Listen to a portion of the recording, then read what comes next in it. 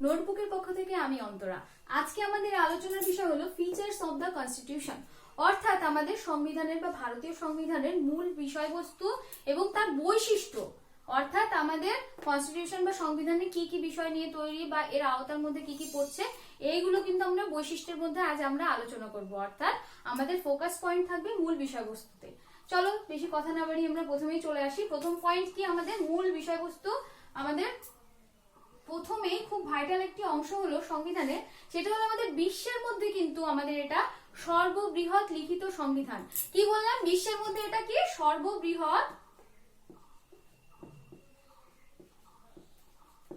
লিখিত সংবিধান। তোমরা চাইলে নোট ডাউন করতে পারো।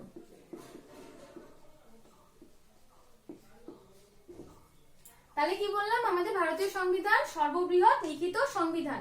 এবার চলে আসি আমাদের আরেকটি গুরুত্বপূর্ণ অংশে, সেটা হলো আমাদের ভারতীয় সংবিধান কিন্তু একটা জায়গাকে ফলো করে কিন্তু তৈরি করা হয়নি। অর্থাৎ আমাদের ভারতীয় সংবিধানের কিন্তু বিভিন্ন অংশ বিভিন্ন জায়গা থেকে বা বিভিন্ন দেশের সংবিধান থেকে বা বিভিন্ন সোর্স থেকে কিন্তু নেওয়া হয়েছে। মানে আমাদের ভারতীয় সংবিধানের কিন্তু বিভিন্ন সোর্স কিন্তু খুব প্রয়োজনীয়। তাহলে এই পয়েন্টটা আমরা কি পেলাম? বিভিন্ন সোর্স বা বিভিন্ন উৎস। ঠিক আছে? যেমন কি আমাদের মৌলিক অধিকার যেমন আমাদের আমেরিকা থেকে নেওয়া হয়েছে, ঠিক আছে, এবং মৌলিক কর্তব্য রাশিয়া থেকে। এইগুলো কিন্তু আমরা কোথা থেকে কি নেওয়া হয়েছে বা সংবিধানের উৎস কোথায়, এগুলো কিন্তু আমরা নেক্সট ভিডিওতে দিয়ে দেবো। আচ্ছা, এবার মূল বিষয় আবার চলে আসি। বৈশিষ্ট্যগুলির মধ্যে আমরা পেলাম দুটো বৈশিষ্ট্য। এবার চলে আসি আরেকটি গুরুত্বপূর্ণ বৈশিষ্ট্যে, সেটি হলো প্রস্তাবনা। কি বললাম? প্রস্তাবনা, ঠিক আছে, বা প্রিয়াম্বেল বলে, একে বলে প্রিয়াম্বেল।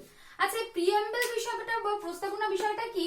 সংবিধানের কিন্তু মূল বিষয়বস্তু কিন্তু এখানে জিস্ট আকারে বা এখানে সার সংক্ষেপে লেখা আছে, ঠিক আছে। এটাকে কিন্তু সংবিধানের আত্মা রূপেও অনেকে বলে থাকে। হলো, এবার আরেকটা গুরুত্বপূর্ণ বৈশিষ্ট্যে চলে আসবো। আমাদের ভারতীয় সংবিধান কিন্তু কিছু অংশ খুব দুষ্পরিবর্তনীয় এবং কিছু অংশ সুপরিবর্তনীয়, মানে কি সহজে পরিবর্তন করা যায়, আর কিছু অংশ কিন্তু পরিবর্তন করা খুবই কঠিন। অর্থাৎ খুব কঠিন অংশ কিছু আসে, পার্টলি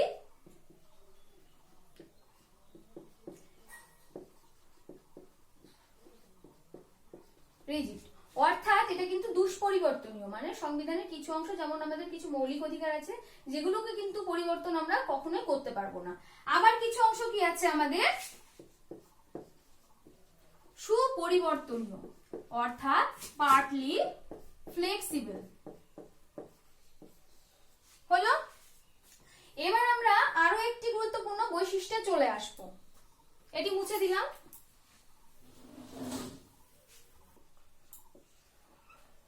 এবার একটি গুরুত্বপূর্ণ বৈশিষ্ট্য হলো আমাদের ভারতের মধ্যে কিন্তু আমাদের সর্বোচ্চ আদালত বা সর্বোচ্চ বিচার বিভাগ সেটা কিন্তু সুপ্রিম কোর্ট। অর্থাৎ আমাদের ভারতীয় বিচার ব্যবস্থায় কিন্তু সুপ্রিম কোর্টকে কিন্তু খুবই গুরুত্ব দেওয়া হয়েছে আমাদের সংবিধানের মধ্যে। কি বললাম? আমাদের কিন্তু কেন্দ্রীয় বিচার ব্যবস্থা কিন্তু সুপ্রিম কোর্ট।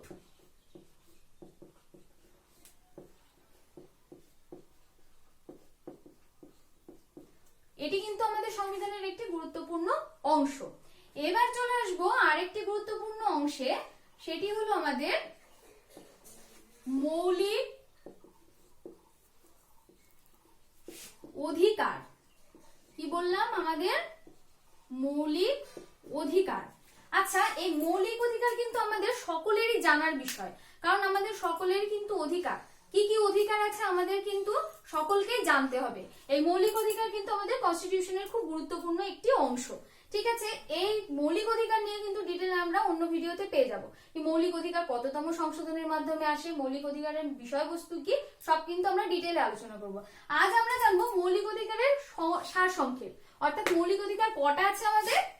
6টা কিন্তু মৌলিক অধিকার আছে। আমরা দেখবো এই 6টি মৌলিক অধিকার কি কি। প্রথমে দেখবো আমরা right to equality. Right to equality, প্রথম অধিকার কি পেলাম আমরা? সমান, মানে আইনের চোখে কিন্তু সবাই সমান বা সবাইকে সমান করার অধিকার, ঠিক আছে, সবাই সমান হওয়ার অধিকার। রাইট টু ফ্রিডম, অর্থাৎ স্বাধীনতার অধিকার, এবং right against exploitation. Exploitation. Next চলে আসবো right two freedom of religious অর্থাৎ ধার্মিক স্বাধীনতা, ধর্মীয় স্বাধীনতা এবং কালচারাল এন্ড এডুকেশনাল রাইট এবং রাইট টু কনস্টিটিউশনাল রেমেডি। এবার আমরা দেখব এই যে ছটা রাইট বা ছটা আমরা মৌলিক অধিকার পেলাম এগুলো কোন কোন আর্টিকেলে আছে, এই বিষয়ে কিন্তু আমরা পরে ডিটেইলে আলোচনা করব নেক্সট ভিডিওতে। এবার প্রথমে চলে আসি আমাদের রাইট টু ইকুয়ালিটি, এটা আছে আমাদের আর্টিকেল 14 থেকে আর্টিকেল 18 এর মধ্যে, ঠিক আছে। এবং নেক্সট চলে আসি রাইট টু ফ্রিডম, কি বললাম রাইট টু ফ্রিডম, এটা আছে আমাদের 19 থেকে 22 আর্টিকেলের মধ্যে কিন্তু। এবং নেক্সট রাইট এগেইনস্ট এক্সপ্লয়টেশন, এটা আছে আমাদের 23 থেকে 24। এবং লাস্ট ধর্মীয় স্বাধীনতা, যেটা কিন্তু আমাদের 25 থেকে 28 এর মধ্যে চলে আসছে। এবং আমাদের কালচারাল অর্থাৎ আমাদের সাংস্কৃতিক এবং শিক্ষামূলক যে রাইটটা আছে সেটা কিন্তু আমাদের 29-30 এর মধ্যে। এবং লাস্ট চলে আসি রাইট টু কনস্টিটিউশনাল রেমেডি, যেটা কিন্তু আমাদের আর্টিকেল 32 এ আছে। এটা কিন্তু খুব আসার মতো একটা কোশ্চেন, ঠিক আছে। কোনটা বললাম রাইট টু কনস্টিটিউশনাল রেমেডি 32, অন্যান্যগুলো আসে পরীক্ষায়, এগুলো নিয়ে আমরা পরে আলোচনা করব। তাহলে আমরা জানলাম কি একটি গুরুত্বপূর্ণ অধিকার, সেটা হলো মৌলিক অধিকার, যেটা কিনা আমাদের সংবিধানের কিন্তু একটা গুরুত্বপূর্ণ বৈশিষ্ট্যের মধ্যে পড়ছে। এরপরে আমরা মুছে দিলাম, এরপরে আমরা জেনে নেব আর কি অধিকার আছে।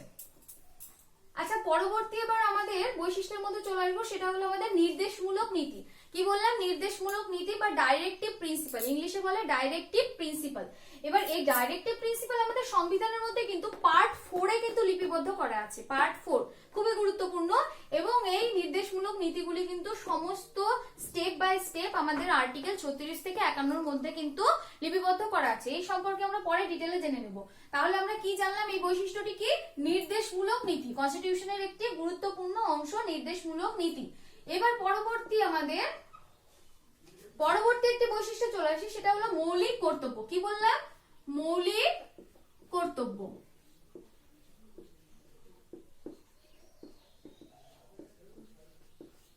মৌলিক কর্তব্য, আচ্ছা এই মৌলিক কর্তব্যের মধ্যে আমাদের কি কি পালনীয় সমস্ত কিছু কিন্তু লিপিবদ্ধ করা আছে। মৌলিক কর্তব্য, আমাদের এই মৌলিক কর্তব্য কিন্তু টোটাল 11টি, অর্থাৎ কি আমাদের মৌলিক কর্তব্য কটি আছে, আমাদের টোটাল 11টি কিন্তু মৌলিক কর্তব্য রয়েছে। এবং এটা কি আমাদের পার্ট 4 এ দেখেছিলাম কি আমাদের নির্দেশমূলক নীতি, সেইভাবে পার্ট 4A এখানে কিন্তু আমাদের মৌলিক কর্তব্যগুলো লিপিবদ্ধ আছে। এবং এটা কত নম্বর আর্টিকেলের আওতায় পড়ছে, সেটা হলো 51A।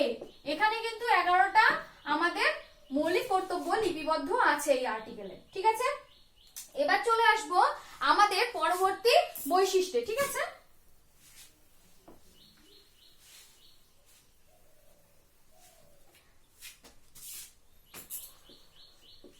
পরবর্তী বৈশিষ্ট্য জানার আগে আমরা সকলেই দেখতে পাচ্ছি বা আমরা সকলে যেহেতু জানি ভারত কিন্তু ধর্ম নিরপেক্ষ রাষ্ট্র, অর্থাৎ আমাদের ধর্ম নিরপেক্ষতা কিন্তু আমাদের সংবিধানে উল্লেখ আছে।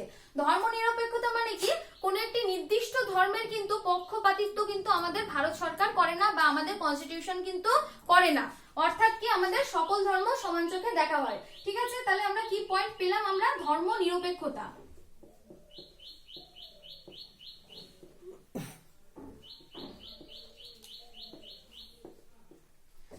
তাহলে বোঝা গেল ধর্মনিরপেক্ষতা বিষয়টা, ধর্মনিরপেক্ষ মানে কোনো নির্দিষ্ট ধর্মের পক্ষপাতিত্ব না করা। এবার চলে আসবো আমাদের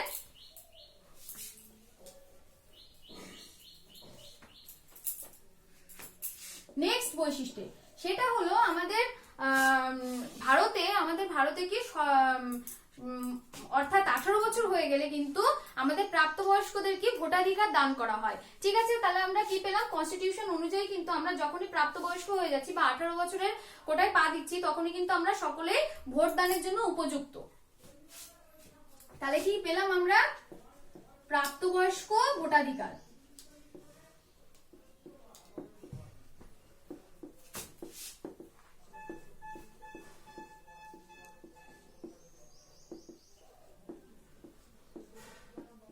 প্রাপ্তবয়স্ক ভোটাধিকার, ঠিক আছে। জানবো আমাদের কিন্তু ভারতে সিঙ্গেল সিটিজেনশিপ বা আমাদের কিন্তু এক নাগরিকত্ব দান করা হয়েছে সংবিধান অনুযায়ী, অর্থাৎ কি আমাদের সিঙ্গেল সিটিজেনশিপ বা এক নাগরিকত্ব, এক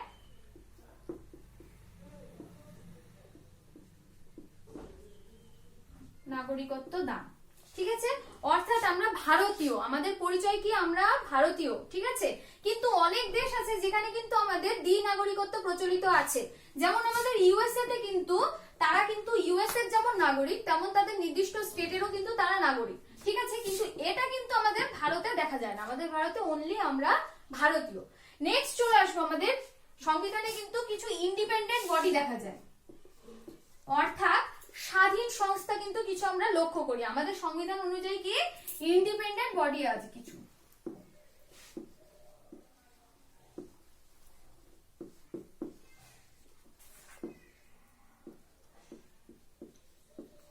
ইন্ডিপেন্ডেন্ট বডিস আছে, যেমন কি তারা স্বাধীনভাবে নিজের কার্যকলাপ করতে পারে। সেরকম আমাদের ইন্ডিপেন্ডেন্ট বডির মধ্যে উল্লেখ করার মতো কিছু আছে, যেমন ইলেকশন কমিশন। ইন্ডিপেন্ডেন্ট বডির মধ্যে কে আছে? আমাদের ইলেকশন কমিশন।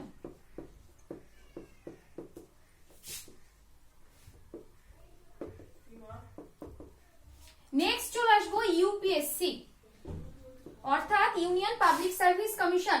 নেক্সট আসছে আমাদের পিএসসি। এগুলো কিন্তু এছাড়াও অনেক আছে, আমরা পরবর্তীতে ভিডিওগুলোতে দেখে নেব। কিন্তু এগুলো কি আমাদের সংবিধানের কিন্তু একটা খুব গুরুত্বপূর্ণ অংশ, কি আমাদের ইন্ডিপেন্ডেন্ট বডি বা স্বাধীন কিছু সংস্থা দেখা যায়। তার মধ্যে ইলেকশন কমিশন, ইউপিএসসি, পিএসসি কিন্তু খুবই উল্লেখযোগ্য। আমাদের আরেকটি গুরুত্বপূর্ণ বৈশিষ্ট্য, সেটা হলো বিচার বিভাগের স্বাধীনতা। অর্থাৎ আমাদের বিচার বিভাগকে কিন্তু স্বাধীন রাখা হয়েছে, অর্থাৎ ওখানে কিন্তু কোনো বিষয় বা কোনো সংস্থার কিন্তু হস্তক্ষেপ কিন্তু আমাদের বিচার বিভাগের উপর পড়ছে না, অর্থাৎ সে স্বাধীনভাবে বিচার কার্য কিন্তু পরিচালনা করতে পারে। এটা কিন্তু আমাদের সংবিধানের একটি খুবই গুরুত্বপূর্ণ বৈশিষ্ট্য, ঠিক আছে। এবার চলে আসি আমাদের আরেকটি গুরুত্বপূর্ণ বৈশিষ্ট্য, সেটা হলো আমাদের এমার্জেন্সি।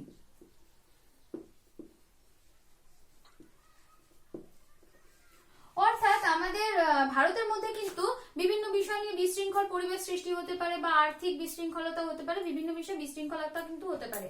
সেই ক্ষেত্রে কিন্তু সরকার আমাদের ভারতকে কন্ট্রোল করার জন্য সংবিধানে কিন্তু আমাদের এমার্জেন্সি বিষয়টা রেখেছেন, ঠিক আছে। এই এমার্জেন্সির মধ্যে কিন্তু আমরা 3 টাইপের এমার্জেন্সি কিন্তু আমরা লক্ষ্য করতে পারি। সেটা হলো একটা কি আমাদের ন্যাশনাল বা জাতীয় এমার্জেন্সি, একটা কি স্টেট এমার্জেন্সি, এটাকে কিন্তু প্রেসিডেন্সিয়াল রুলও বলা হয়, ঠিক আছে। ডাইরেক্ট প্রেসিডেন্ট কিন্তু এখানে রুল করতে পারে। থার্ড আমাদের ফিনান্সিয়াল এমার্জেন্সি, ঠিক আছে। এই 3টে এমার্জেন্সি কিন্তু পরবর্তীতে আমরা ডিটেইলে আলোচনা করব। কিন্তু এখন আমরা কি দেখলাম, এমার্জেন্সি কিন্তু আমাদের কনস্টিটিউশনের একটি গুরুত্বপূর্ণ বৈশিষ্ট্য হলো। এবার আসি আমাদের আরেকটি গুরুত্বপূর্ণ বৈশিষ্ট্য, সেটা হলো সংরক্ষণ। কি বললাম? সেটা হলো সংরক্ষণ। কিছু অনুন্নত শ্রেণীর জন্য, যারা পিছিয়ে পড়ে আছে, তাদেরকে কিন্তু সরকার আমাদের উঠিয়ে নিয়ে আসবে বা উন্নত করার প্রয়াসের জন্য কিন্তু আমাদের এই সংরক্ষণ ব্যবস্থাটাকে কিন্তু রেখেছে, যাতে কি আমাদের ভারতের সমস্ত নাগরিক কিন্তু সমান অধিকার পায়, সমান অধিকার ভোগ করে। সেই জন্য কিন্তু আমাদের সংরক্ষণ ব্যবস্থাটা রাখা, এটি কিন্তু আমাদের সংবিধানের একটি গুরুত্বপূর্ণ বৈশিষ্ট্য, ঠিক আছে। এবার আমাদের সর্বশেষ আমাদের বৈশিষ্ট্যে চলে আসবো, সেটা হলো বিশ্ব শান্তির আদর্শ। কি বললাম? বিশ্ব শান্তির আদর্শ। অর্থাৎ আমাদের এই সংবিধান কিন্তু খুব অ্যাগ্রেসিভ টাইপের না, অর্থাৎ আমাদের সংবিধান কিন্তু বিশ্ব শান্তির পক্ষেই কিন্তু আমাদের লিপিবদ্ধ করা আছে। অর্থাৎ আমাদের বিশ্ব শান্তি বজায় রাখার কিন্তু প্রয়াস কিন্তু আমাদের সংবিধান বা আমাদের ভারতীয় গভর্নমেন্ট দুটোই করে চলেছে। অর্থাৎ আমরা কিন্তু সহজেই কিন্তু যুদ্ধ বা অ্যাগ্রেসিভ কোনো ধ্বংসাত্মকমূলক কাজে কিন্তু আমরা অংশগ্রহণ করি না। তাহলে আজকে আমরা জানলাম আমাদের কনস্টিটিউশন বা সংবিধানের মূল বৈশিষ্ট্য কি কি। পরবর্তী ভিডিওতে বিভিন্ন বিষয় আমরা সংবিধান নিয়ে জানবো। যদি তোমাদের সকলের এই ভিডিওটি ভালো লেগে থাকে তবে অবশ্যই সাবস্ক্রাইব করবে, শেয়ার করবে আমাদের নোটবুক চ্যানেলকে। ধন্যবাদ।